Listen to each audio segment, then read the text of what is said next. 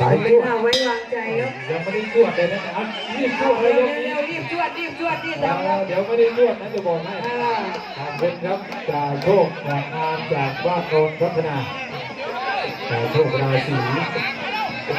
น้องของลุงภูธรทางศรีสะเกษนะครับกันทรารม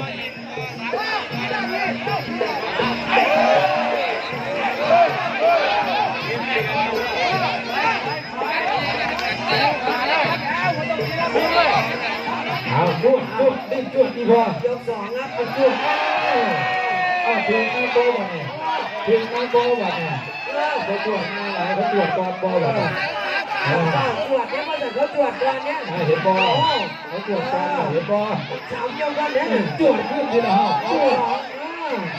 นี่หว่าเฮ็ดนี่ล่ะ สามโบก็ว่าถึงกำปั้นหัว